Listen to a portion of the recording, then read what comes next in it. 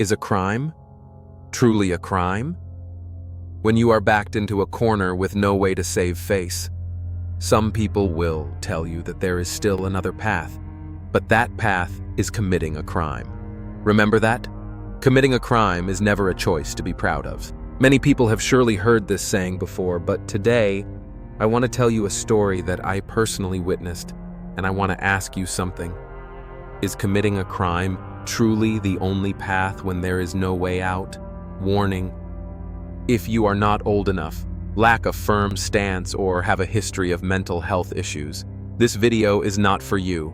Please skip this video.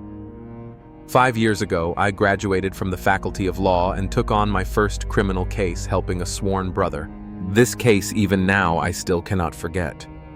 Before continuing, I want to make it clear that this case is not the kind of horrifying story like dismembering a body to feed pigs blood and gore, or a mother-in-law beheading her daughter-in-law, an eerie, thrilling tale. It was just a murder case involving a migrant worker. Ordinary people like you and me, people we could encounter anywhere. The case took place on August 14, 2014, at dormitory number 2011 of a construction site. The perpetrator called the police at 3:00 p.m., stating that he would kill someone at the appointed time and requested the police to come arrest him. The police tried to persuade him to stop, but he only gave vague responses before hanging up. After the call, he took a rope, threaded it through an iron hook on the ceiling and tied it into a noose. Taking advantage of the victim sleeping soundly, he gently placed the rope around the victim's neck, stepped back, and pulled the noose tightly with all his strength, yanking the victim off the bed and suspending them in mid-air. Typically, death by hanging takes about 5 minutes. During those 5 minutes, the victim experiences excruciating pain, struggling, convulsing, eyes bulging, unable to breathe instinctively, clawing at their neck to try to breathe. If the perpetrator had softened even just once and let go during those 5 minutes, the victim could have survived. But he didn't stop. He was determined to kill. 5 minutes later, the victim stopped struggling. 2 hours later, at 3:18 p.m., the police arrived at the scene, pushed open the door, and saw a grown man hanging in the middle of the room. The perpetrator was sitting on the bed, the rope tied to the bed frame, waiting for the police to arrest him. He was apprehended on the spot. When asked why he killed, his answer shocked everyone, just because the two had once shoved each other while working. Just that, and he harbored resentment and killed the other person. My sworn brother was the perpetrator in this case. His name was Zhang Yong. I met him through the basketball club at school. That summer, Zhang Yong worked at a construction site to earn living expenses. Unexpectedly, he committed this murder. 5 days after his arrest, he sought me out. Initially, the court had assigned him a free defense lawyer, but that lawyer repeatedly refused to take the case, perhaps thinking there was no chance of winning since the crime scene had complete solid evidence. The atmosphere was still intact. The perpetrator had confessed, and all statements and physical evidence matched. This was a tight case with no loopholes for defense. No matter how skilled a lawyer was, they couldn't change the outcome. As for me, this was my first criminal case. I spent 3 days studying the entire case file, trying to find a feasible defense strategy. Then, I went to the detention center to meet Zhang Yong. The first thing I said to him was, "You'll at least get life imprisonment." Zhang Yong was stunned. Life imprisonment. I turned myself in. Shouldn't I get a reduced sentence? It turned out he thought calling the police before committing the crime counted as turning himself in. I had to explain clearly to him that turning himself in means voluntarily surrendering after committing a crime. Calling the police before committing the crime only counts as intentional crime, not reducing his sentence but making his crime worse. Zhang Yong was shocked, bowed his head in silence for a long time, then mumbled, "Can't it really be reduced?" I looked straight at him. Hanging someone to death takes 5 minutes. In those 5 minutes, if you had let go, the victim could have lived, but you didn't. You were determined to kill life. Imprisonment is already the lightest sentence for you. Zhang Yong trembled. Life imprisonment means I'll spend my whole life in prison. I nodded. If you reform well, it could be reduced to a fixed-term sentence, but it'll take at least 13 years to have a chance for parole. He looked up at me, his eyes full of despair, then lowered his head, his voice pleading, "Please, lawyer, save me." I looked at the top of his head and thought of a young man from a poor background, once a diligent student. Why would he kill someone just because of one shove? I asked Zhang Yong, "Did you really kill someone just because of one shove?" His answer surprised me a bit. He insulted my mother for a hot-blooded man. That's hard to tolerate. Normally, at most, it would lead to a fight, maybe a few punches. But Zhang Yong killed someone. Sounds strange, but it's not entirely inexplicable. 2 years earlier, Zhang Yong's parents died in a coal mine collapse, both buried alive underground. He lost both parents overnight, leaving only an older brother. Since then, he became very sensitive about anyone mocking his parents. Even if someone swore using phrases insulting his parents, it was enough to make him furious and ready to fight immediately. This helped me somewhat understand his motive, but I still wanted to confirm with him about the case file. I asked, "Is there any issue with the statement you gave to the procuratorate?" Zhang Yong replied, "No," I asked again. "When the police took your statement, did anyone coerce you or interrogate you while you were exhausted?" He still only answered, "No." That response made me even more disheartened. I had wanted to help Zhang Yong find a way to mitigate his crime, but at this point, I had no hope left. I could only proceed with my original plan. I said, "I'll invite your relatives and friends to testify. They can help prove you had a difficult background, an unstable life, and your character isn't inherently bad. It might help reduce your sentence a bit." Zhang Yong nodded. Then I showed him the autopsy report of the victim, Beck Tuner. I hoped he would feel remorse. I said, "Do you know Beck Tuner had severe damage to his bones and muscles from heavy labor? He had tendinitis, stomach ulcers, and according to the pathology test, he also had terminal lung cancer." I looked straight at Zhang Yong, wanting to awaken any remaining conscience in him. He wouldn't have lived much longer anyway. Even if you hadn't hanged him, he would have died soon. Zhang Yong didn't say anything, just lowered his head in silence. The first trial took place on August 26th. I invited some of Zhang Yong's former teachers, the shop owner, where he had worked part-time, and a few close friends to testify. Initially, I planned to invite Zhang Yong's older brother, but no matter how hard I tried, I couldn't contact him. My defense strategy was to emphasize that Zhang Yong wasn't inherently bad, that he had tried to turn himself in, and to ask the court to consider a reduced sentence. The prosecution presented a solid chain of evidence. They even brought in a construction engineer named Charles Qian and the victim's family, Beck Tuner's wife and daughter. The prosecutor demanded the death penalty, while I proposed a 15-year prison sentence. The trial was very tense. I emphasized that Beck Tuner had provoked Zhang Yong multiple times, so Beck Tuner bore some responsibility. I also presented Zhang Yong's sincere confession, hoping for leniency. But this enraged Beck Tuner's wife. She held her daughter pointed at me and shouted, "My husband was a good man. How dare you say he deserved to die? He only argued with Zhang Yong and Zhang Yong killed him. Now you want to slander him." I felt immense pressure, but could only remain silent. Zhang Yong lowered his head, clenching his fists, saying nothing. Beck Tuner's wife's emotions spiraled out of control to the point that she fainted on the spot. Her daughter screamed and cried for her mother, making the courtroom atmosphere extremely heavy. At that moment, I felt a sharp conflict between professional duty and personal ethics.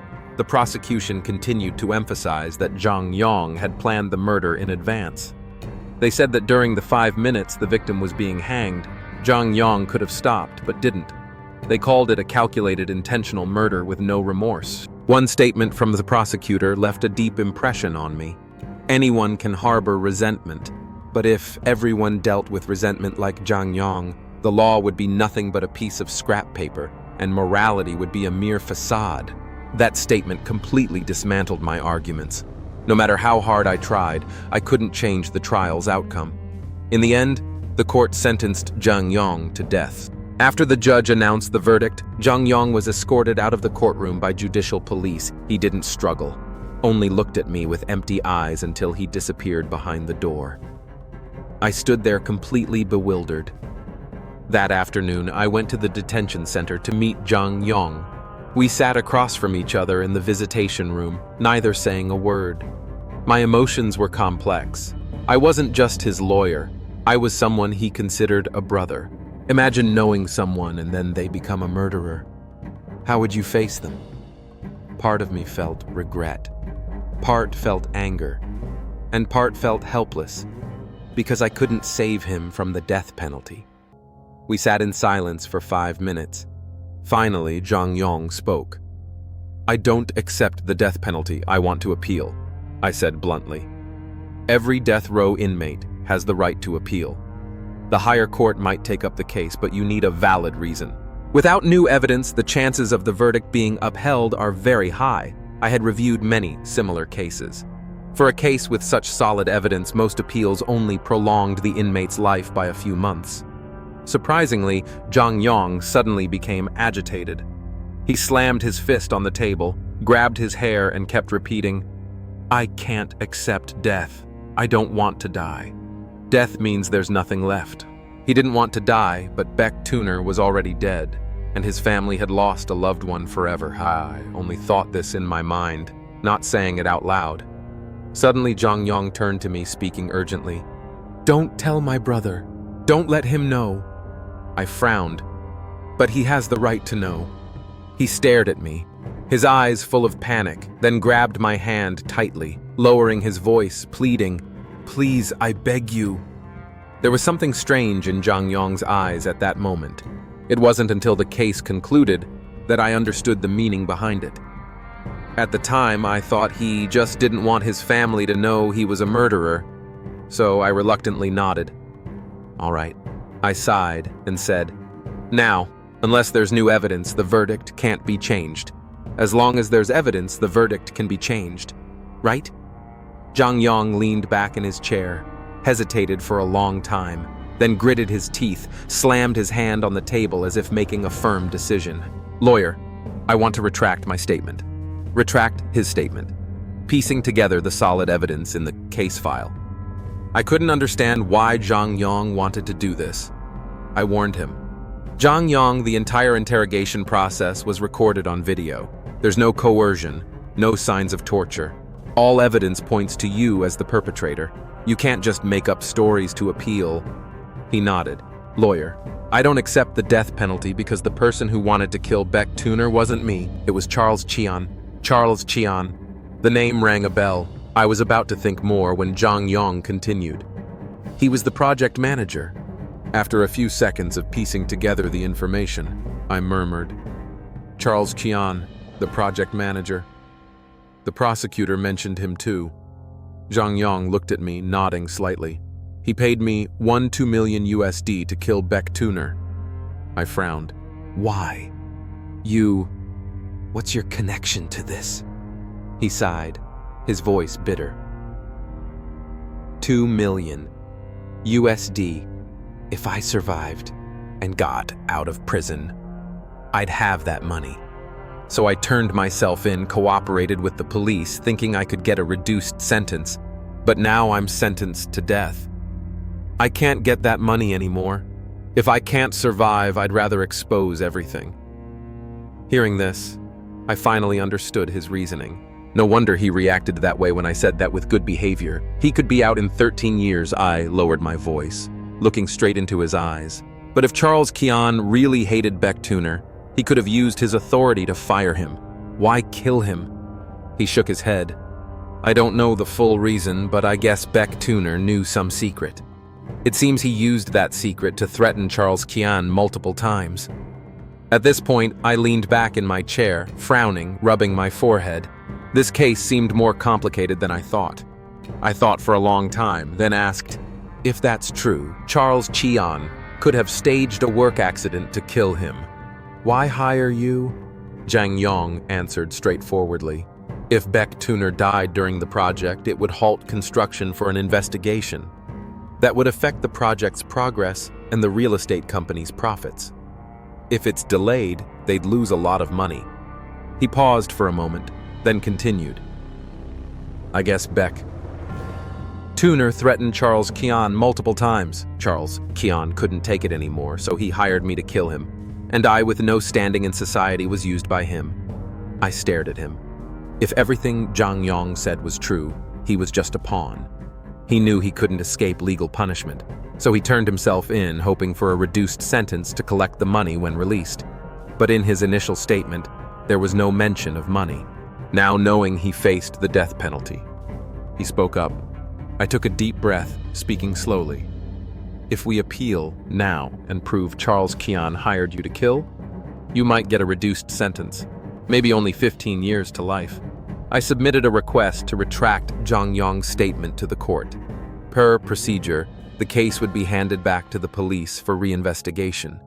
Later, criminal police came to the detention center to interrogate Zhang Yong again, with me sitting beside him. The key issue was still evidence. The police needed proof that Charles Kian hired someone to kill. Zhang Yong's statement could be considered testimony. But to complete the chain of evidence, physical proof was needed. The result was that despite numerous questions, neither I nor the police could find any evidence proving Charles Kian's crime. The only way he approached Zhang Yong was through private conversations. He took advantage of Zhang Yong working to pull him aside and make a verbal agreement. The crime scene had no surveillance cameras. The only camera was on a crane, but its angle couldn't capture their conversation. No texts, no calls, no traces on social media, no documents, no recordings. The police and I looked at each other, both feeling a headache. At this moment, I realized Zhang Yong was too naive. He dared to kill based on a verbal promise. For now, the police couldn't do anything with Charles Kian, but they would continue investigating. While the police investigated, I couldn't sit idle. In criminal cases, if a letter of understanding could be obtained from the victim's family, the punishment could be mitigated. So I decided to meet Beck Tuner's wife at the police station's guest house. She was a rural woman with little education. Her daughter sat beside her doing homework while she just sat there staring blankly into space. When I explained my purpose, she froze, opened her mouth as if to say something, but then fell silent, with a bitter smile, lowered her head in silence for a few seconds, then suddenly went berserk. She raised a glass cup high, trembling for a few seconds, then threw it hard to the ground.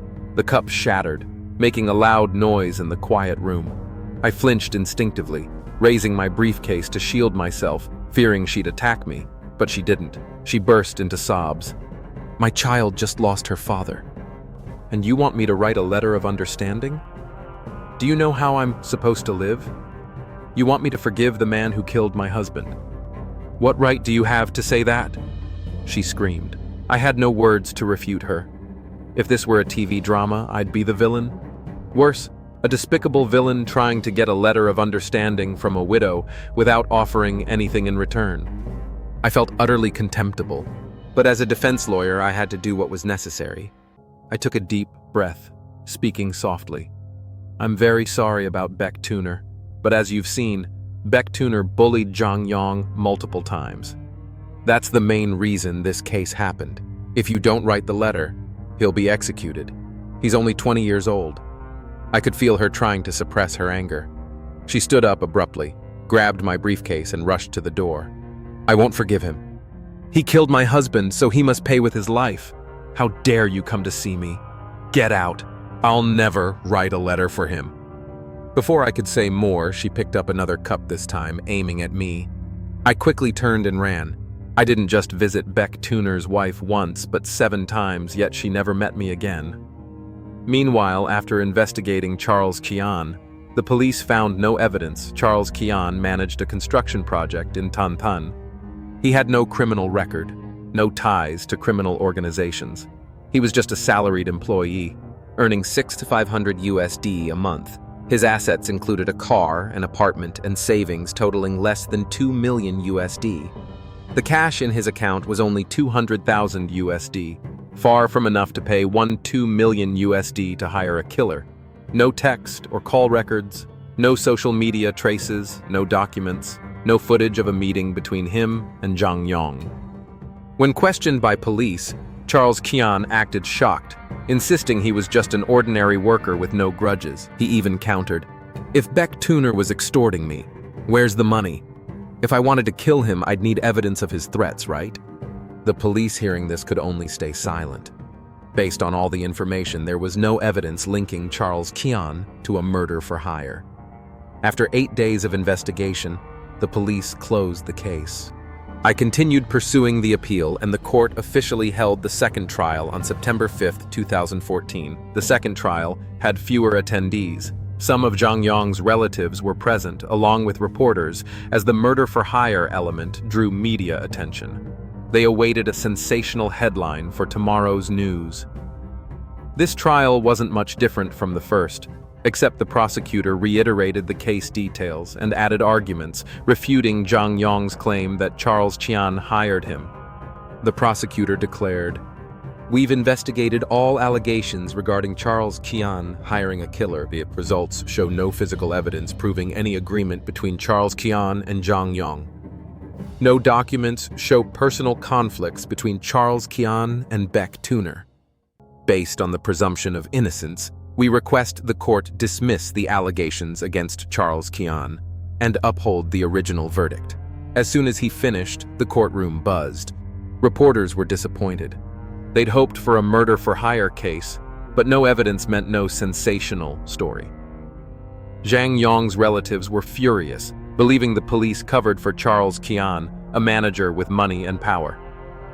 Amid the tense atmosphere, the judge banged the gavel for order. Right after the prosecutor spoke, Zhang Yong lost control, shouting in court, "I'm telling the truth. Charles Qian really hired me to kill. He promised me $2 million USD. It's all true. I also suspected Charles Qian bribed the police to silence them, but as a lawyer, I had to follow legal principles. I couldn't fabricate evidence." I glanced at Charles Qian sitting in the witness stand. He looked at me and Zhang Yong with a cryptic gaze. I couldn't decipher it. But one thing was certain: he was waiting to see what I'd do next. I clenched my fists, trembling. Could someone who hired a killer escape justice just because they left no evidence? The appeal's outcome was unsurprising. No evidence proved Charles Qian hired a killer, and no letter of understanding came from the victim's family. The court upheld the death penalty. I visited Zhang Yong at the detention center again. Compared to the previous 2 visits, he looked much more haggard. I saw his fists clenched tightly, showing he still didn't accept the verdict. But at this point, accepting or not was irrelevant. He could appeal again, but the outcome would likely be the same. The only way to save him from death was a letter of understanding from the victim's family. Before I could speak, Zhang Yong said, "There's no evidence." His voice was so soft, I thought I misheard. I frowned. "What did you say?" As if resolute, he suddenly looked up at me. "There's evidence?" I immediately pulled out my notebook, ready to write. "What evidence?" Zhang Yong stared at the interrogation room door, then took my pen, writing while saying, "Lawyer, this is my cloud storage account and password. Log in. There's a video inside." "That's the evidence." Video evidence. Beck Tuner's dying words. I wanted to ask more, but Zhang Yong refused to say anything, only staring at me, repeating, "Lawyer, after watching the video, you probably won't want to see me again." I didn't understand what could cause such a reaction. Beck Tuner's dying words. According to the case file, Zhang Yong killed Beck Tuner while he was asleep. How could there be dying words? With a host of questions. I left the detention center and immediately logged into Zhang Yong's cloud storage. The first video's interface was titled, "Charles Qian's Secret." Could this be why Charles Qian wanted to kill Beck Tuner? Did Beck Tuner tell Zhang Yong this secret before dying? If true, this case was far more complex. I felt a chill down my spine, my hand on the mouse sweating. I clicked the video, staring at the screen. I thought it would show Zhang Yong hanging Beck Tuner, but no. When the video started, Beck Tuner was sitting in front of the camera, adjusting the angle. Behind him was Dormitory 2011. Beck Tuner had recorded the video himself. I hadn't anticipated this. As the video played, Zhang Yong entered from outside, sitting beside Beck Tuner. On the table was a phone with its screen on. I looked closer. It was Zhang Yong's phone displaying recent call history. The first call was the one to the police on August 10th at 15:03. The video continued. Zhang Yong spoke. "I just called the police. Do you still want to back out?" But Beck. Tuner shook his head, looked at the screen, gave a faint smile and spoke in Mandarin with a Yunnan accent. "I know Charles Qian's secret, so I'm not surprised he wants to kill me. I have cancer. Treatment costs a lot. My daughter is only 9. If I get treatment, it'll burden my wife and child." He choked up crying as he spoke. "I'm not getting treatment, but I want to leave some money for my wife and child. So I made a deal with Zhang Yong. He'll kill me, then take money from Charles Qian and leave 600,000 USD for my wife." He turned to the camera, his voice breaking with sobs. "Wife, don't blame me. Cancer treatment is expensive. I didn't dare get treated because I feared burdening you and our child. Take this money. Remarry with our daughter. This 600,000 USD is like a dowry. Son, brush your teeth every day. Don't skip morning PE at school. Health is important. I won't be by your side anymore." The video wasn't clear, but his eyes were bloodshot. Tears streaming down, Zhang Yong reminded him. "There's not much time left." Beck. Tuner wiped his tears, nodded and looked back at the camera.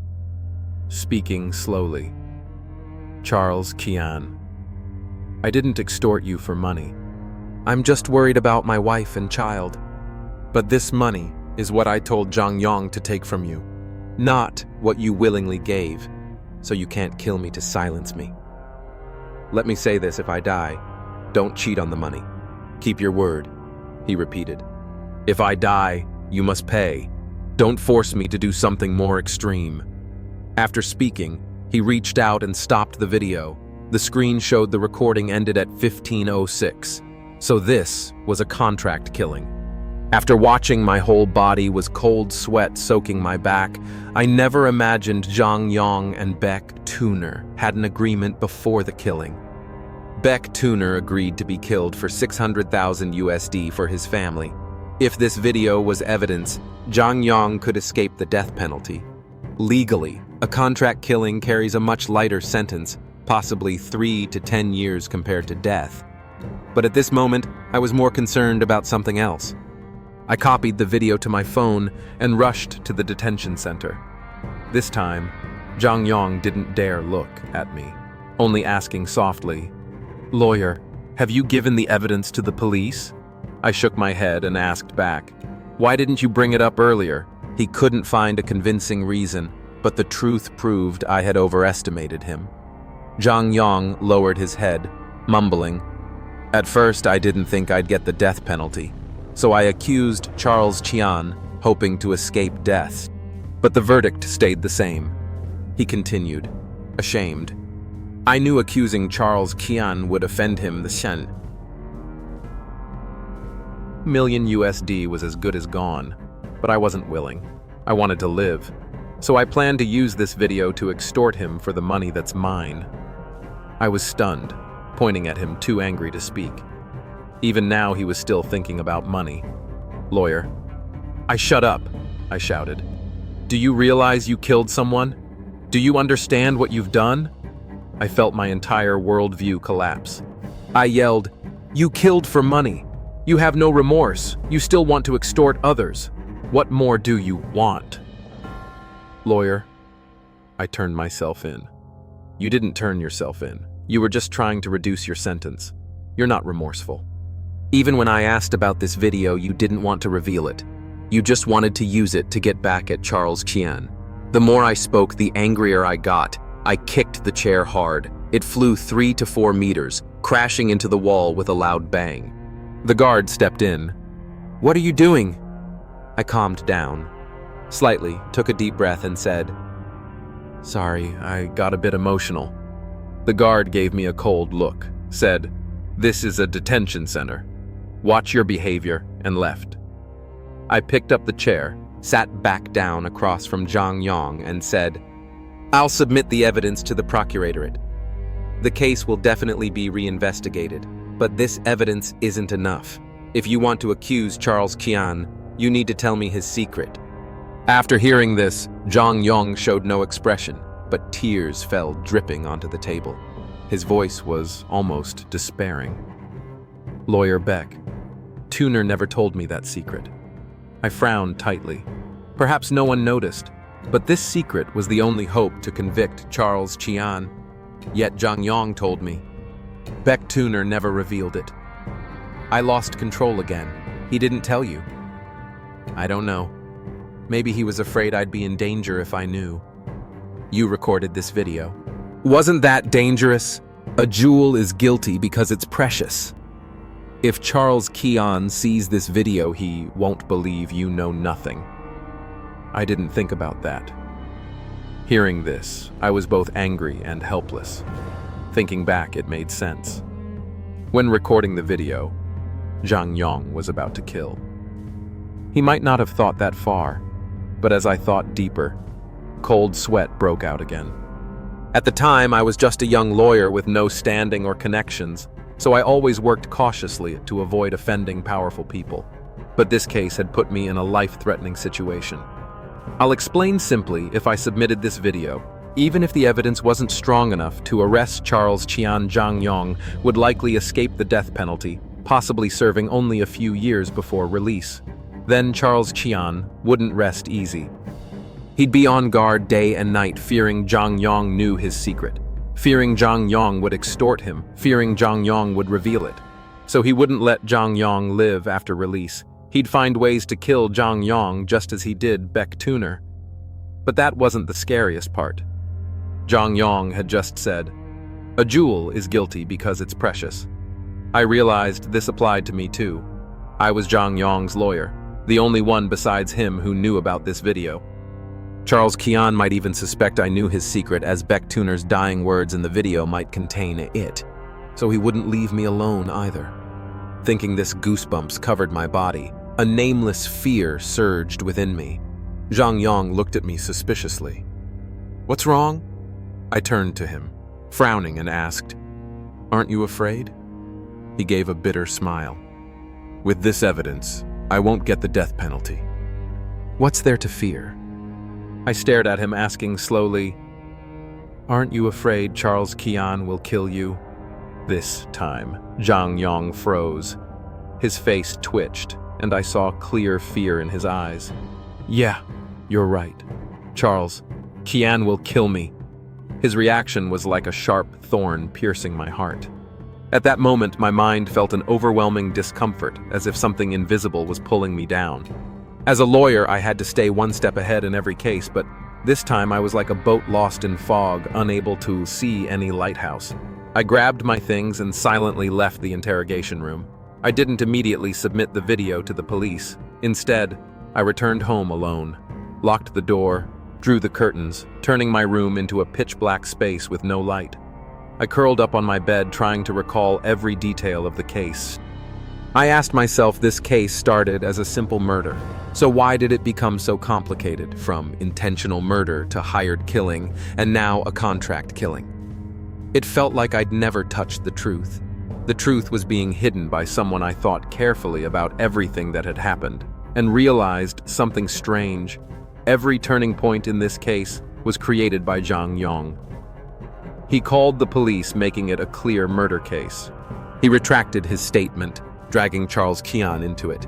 He provided new evidence, changing the case again. A terrifying thought began to form.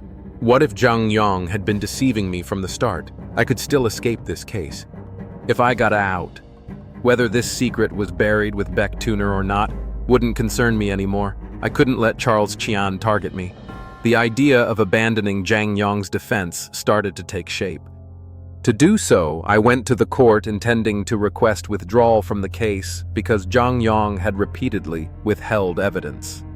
But before making the final decision, out of curiosity, I asked a court staff member, if I refuse to defend, will the court assign another lawyer for Zhang Yong? The staff's answer chilled me. Zhang Yong has repeatedly refused court-appointed lawyers, so if he wants a lawyer, he must request one himself. I froze. then asked, "How many times has he refused assigned lawyers?" "Is there a record?" "There's a clear record. He's refused multiple times." I felt something was off. I asked further, "Who was his previous lawyer?"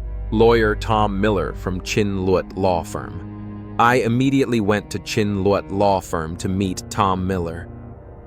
"Hello, Mr. Miller. I'm Zhang Yong's lawyer. I have some questions for you." Tom Miller shook my hand politely and invited me to sit. "Hello. Please sit." As soon as I sat, I asked directly, "I have an important question.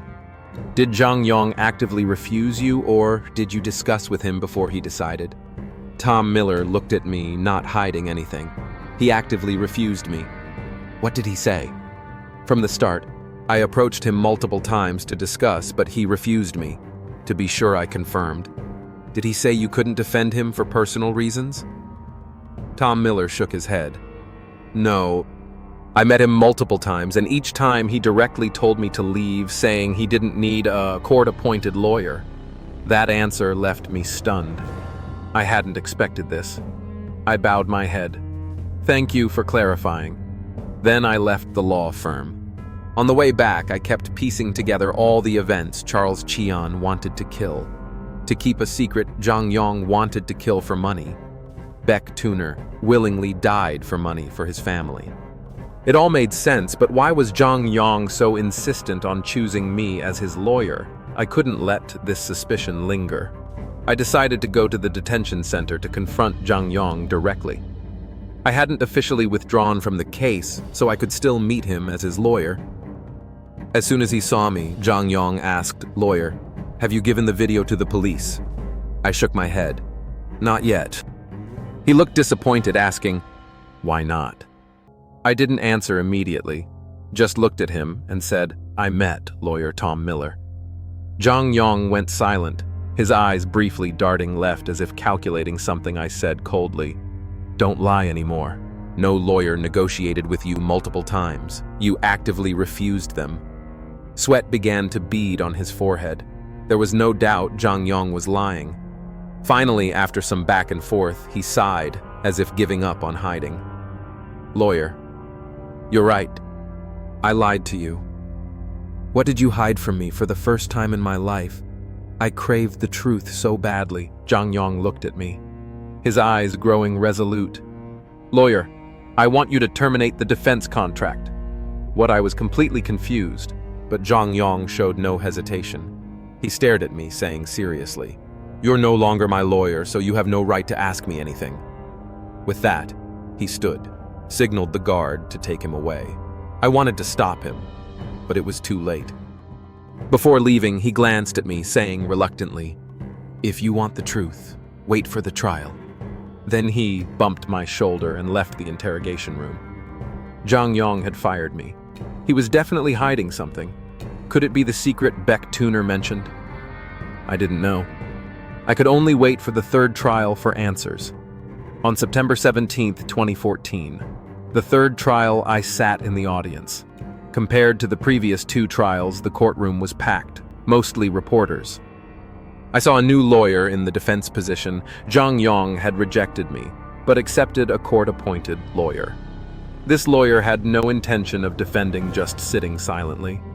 The prosecution changed their stance, no longer seeking the death penalty, but charging intentional murder with mitigating circumstances, proposing 3 to 10 years in prison. This trial had too many changes.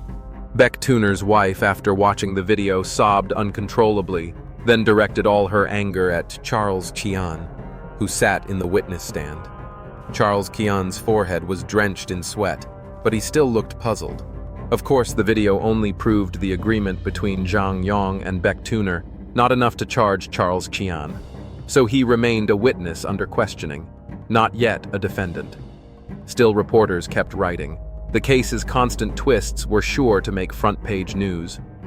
I even thought of a headline for them: "Worker willingly killed, turns out to be an accomplice. Construction project hides. Murder plot." Finally, the judge turned to Zhang Yong, defendant.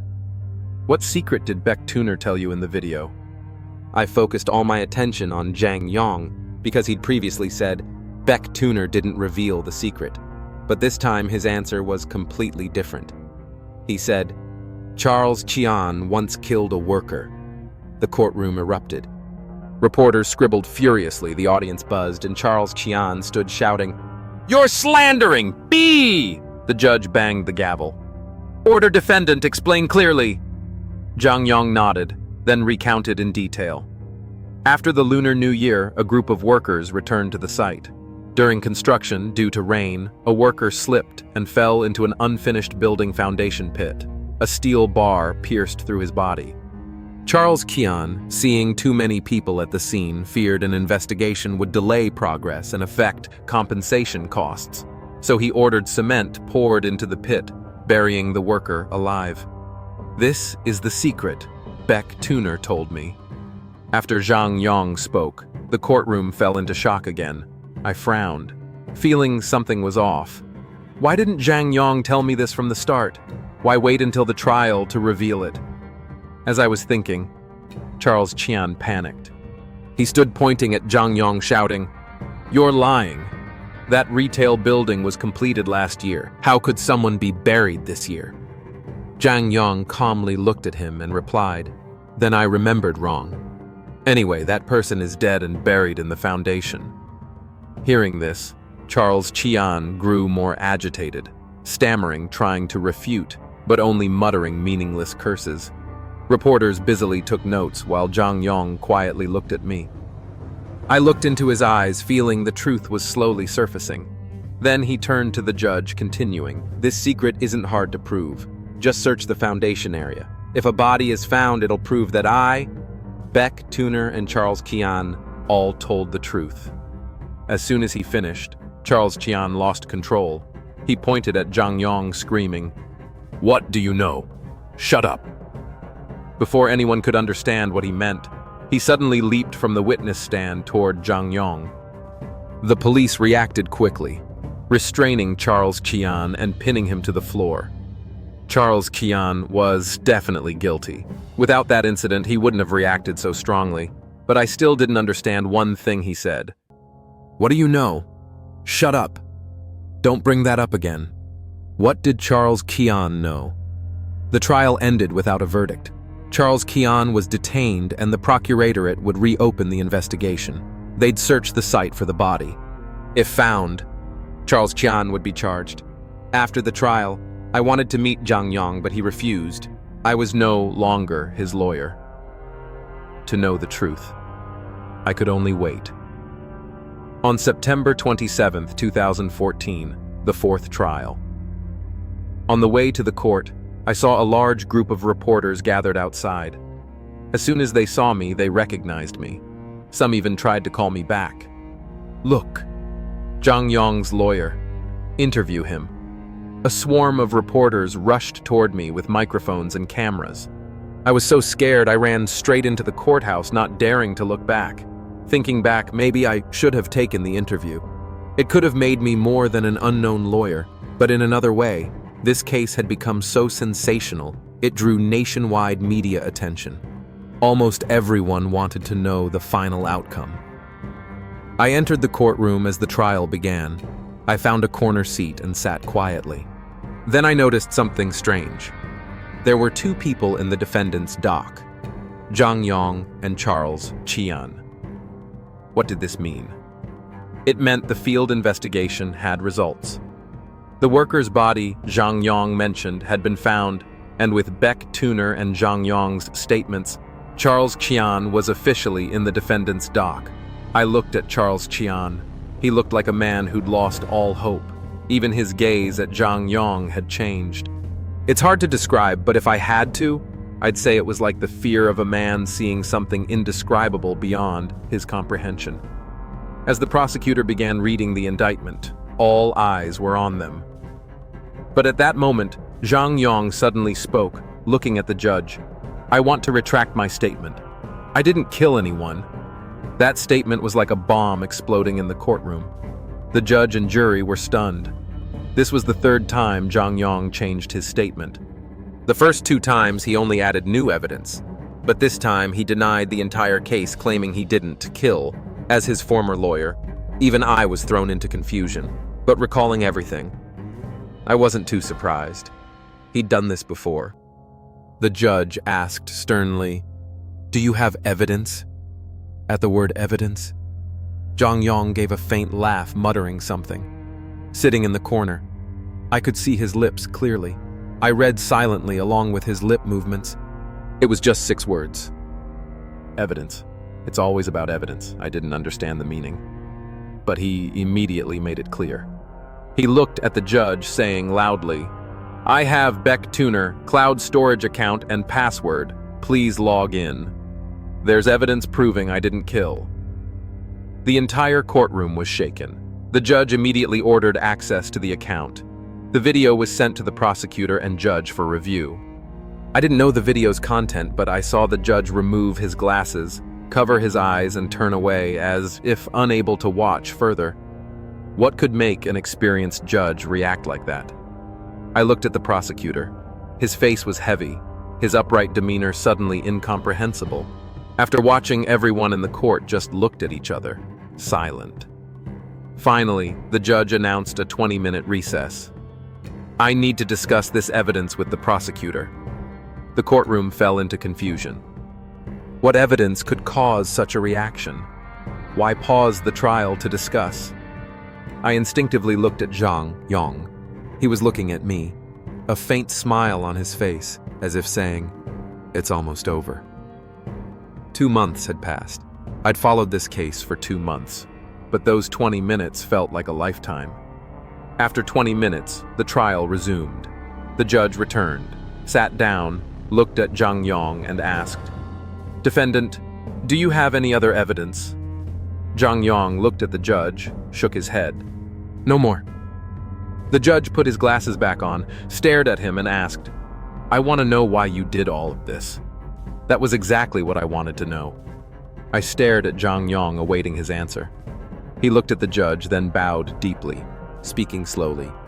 "Please allow me to tell a story." The judge nodded. "Permitted." The following is Zhang Yong's full account. My parents were coal mine workers.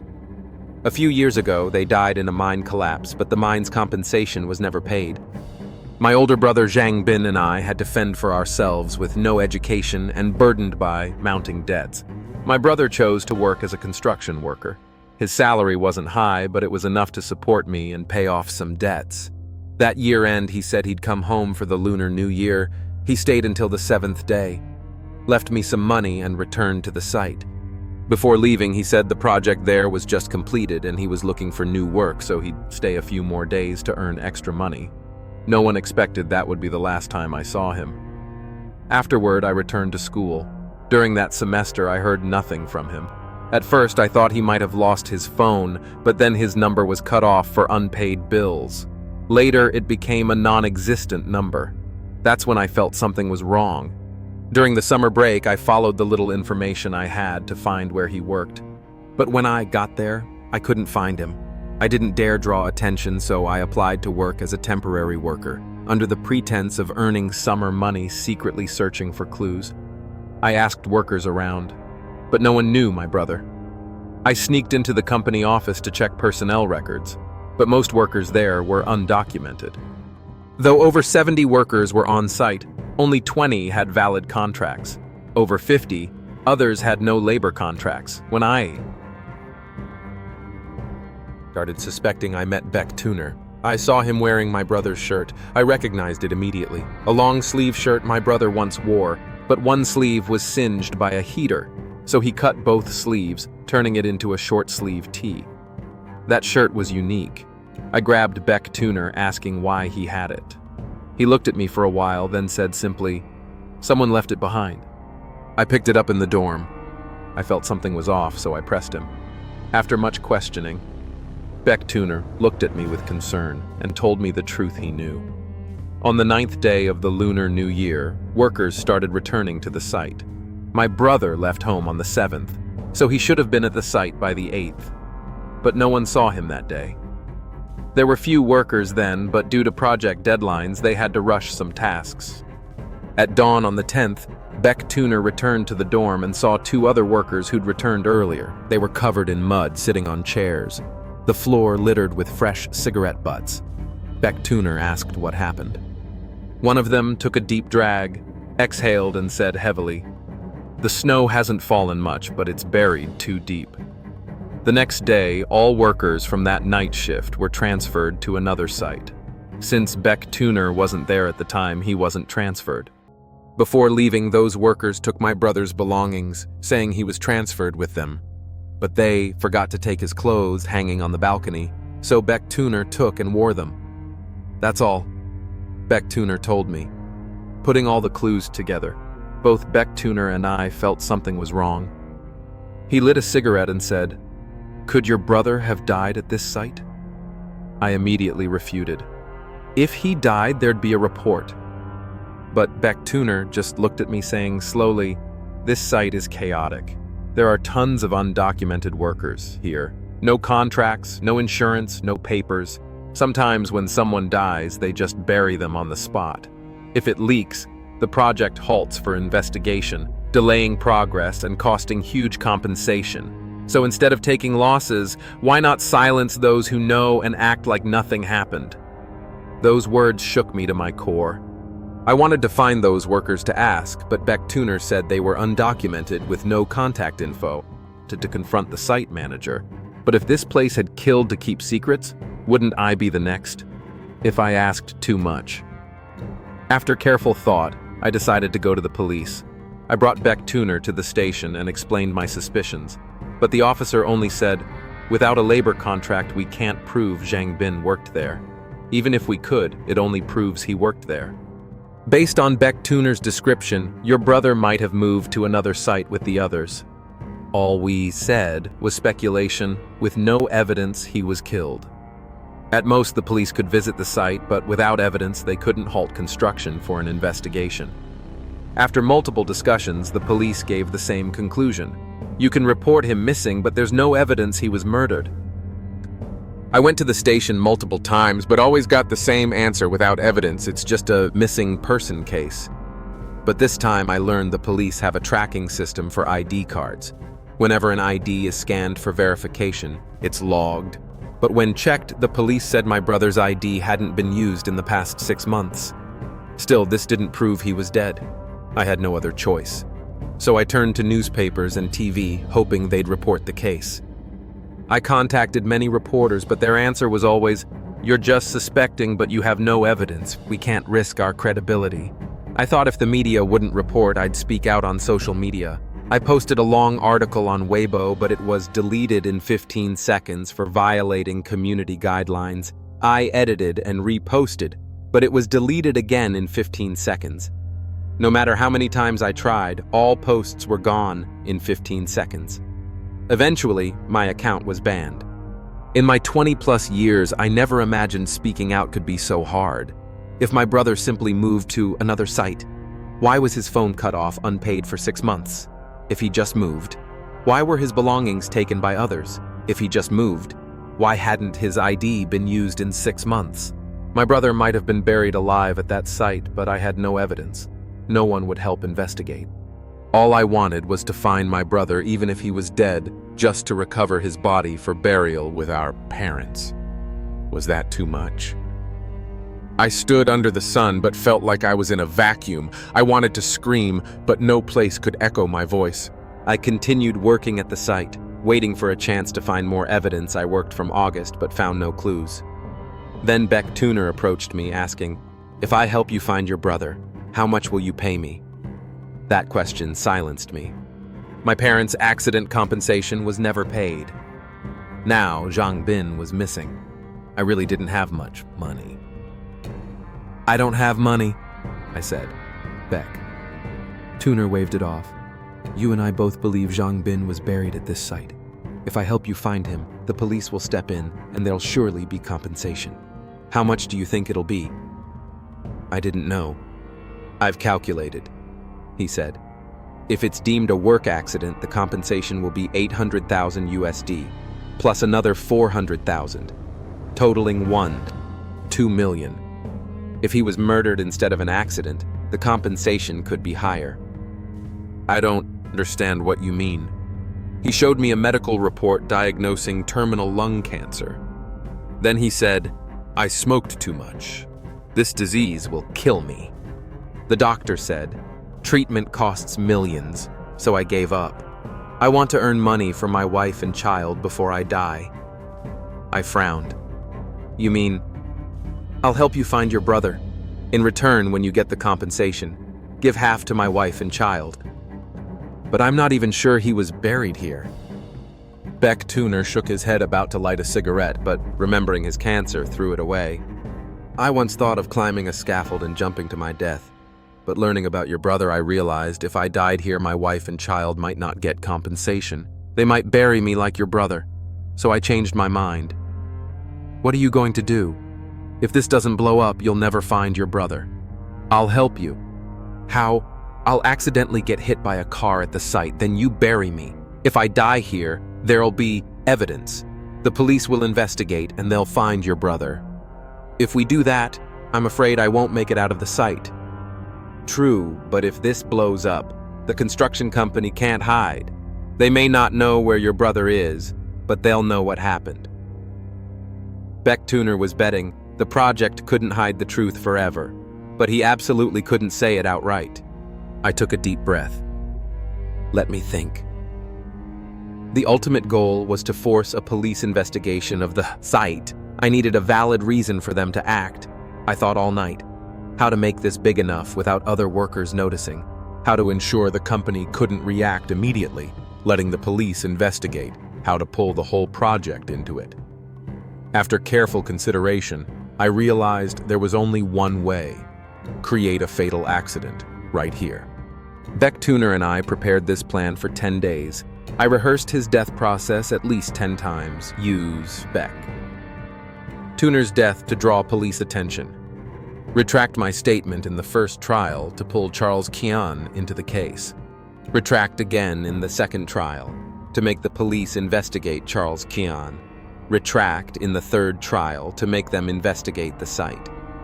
Now, as this trial examines the case, it's the final part of my plan. Why did I turn myself in before the crime? Why did I keep changing my statement? Why did I always provide new evidence? Why did I drag Charles Chian into it? Because all of it was to uncover the truth.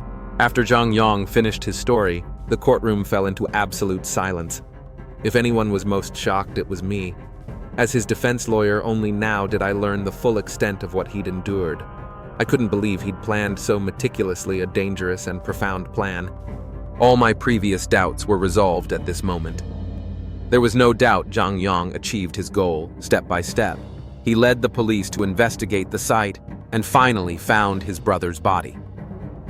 Now, with Charles Chian in the defendant's dock, it proved Zhang Yong's plan succeeded.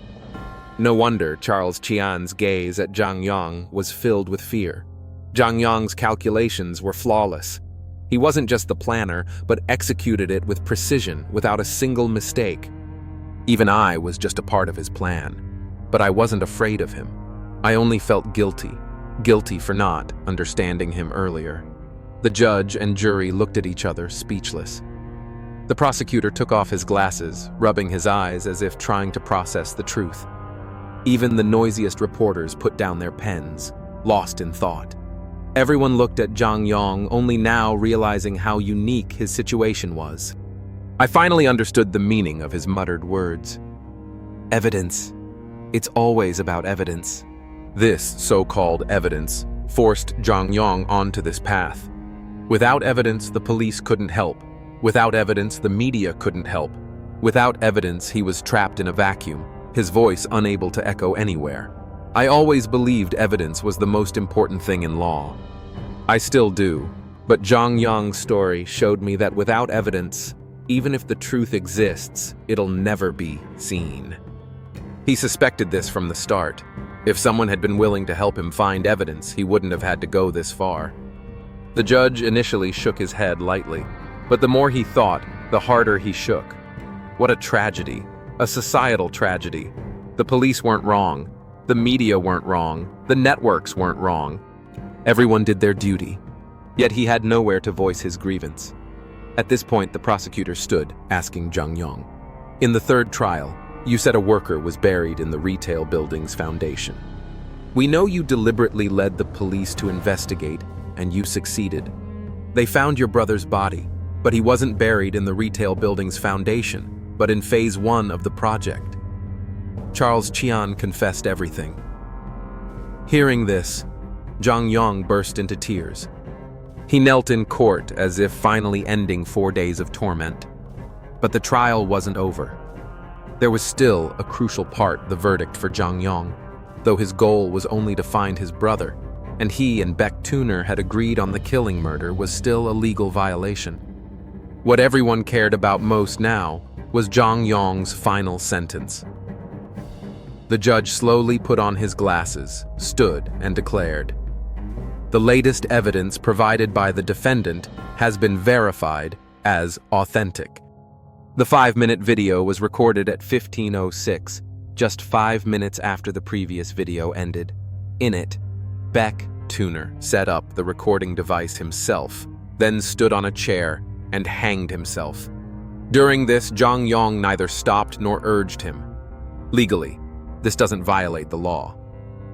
From this video, Beck Tuner's death can be deemed suicide. However, since Zhang Yong and Beck Tuner prearranged Beck Tuner's death, this affects the case's nature. Based on the defendant's testimony, it's confirmed there was no murder for hire by Charles Qian. All prior accusations against Charles Qian were false by the defendant. Thus, the court declares Charles Qian not guilty. However, due to his involvement in other cases, he remains detained for a separate trial. As for defendant Zhang Yong, the court sentences him to life imprisonment with a 2-year stay of execution. A 2-year stay of execution was the best possible outcome. Everyone in the courtroom breathed a sigh of relief. For the first time, the judge didn't need to bang the gavel for order, silently accepting the joyful atmosphere. The judge sighed, stepped down from the bench, stood before Zhang Yong and said, "I truly understand your injustice, the feeling of having nowhere to voice your grievance, but the path you chose cannot be one we encourage." Zhang Yong nodded. "I understand." Like a bank robber stealing to pay for his daughter's treatment. No matter how sympathetic the motive, the act is still illegal. I only hope society will have no one else driven to such a dead end. After the trial, Zhang Yong requested to meet me. I went to the detention center. In the same isolated room through the glass, he wore a striped prisoner's uniform and looked at me. "Lawyer, I'm sorry for dragging you into this. I'm the one who should apologize for not helping you more." Then I asked, "But one thing I've always wondered from the start, when you had a free assigned lawyer, Lawyer Tom Miller, who took your case, why did you refuse him?" Hearing this, a trace of apology flashed in Zhang Yong's eyes. He touched his cheek, giving an awkward smile. Lawyer Tom Miller was very thorough. He proposed a reasonable defense plan. If I followed his plan, I surely wouldn't have gotten the death penalty. But my plan required that in the first 2 trials, I had to be sentenced to death, so he didn't finish. But I understood. This truth made me want to cry. He rejected a competent lawyer who could have helped him just because he needed a fake death sentence to steer everything.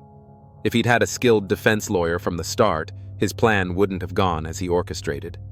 After learning this truth, all my doubts were resolved. Looking at Zhang Yong through the glass, I didn't know what to say. All I felt was a lingering guilt. Let's continue this story. Initially, Charles Qian firmly denied guilt, but after his lawyer and family visited, he confessed everything. According to his confession 6 months earlier, Zhang Bin came to the site to work tasked with setting steel into the foundation. Due to melting snow, the ground turned muddy. Zhang Bin slipped, falling into the foundation pit, a steel bar piercing through his abdomen and left lung. In that state, survival was impossible. At the time, workers were pouring concrete. Charles Qian feared that if the incident was exposed, the construction company would not only have to pay compensation, but also halt work for an investigation. The worst fear was that if a worker died at the site before the project was completed and sold, the property's value would plummet severely. If the property value dropped, the losses wouldn't just be tens of millions. After weighing his options, he decided to continue pouring. Thanks for watching this video. If you like this video, drop a comment below. And please like, share and subscribe my channel.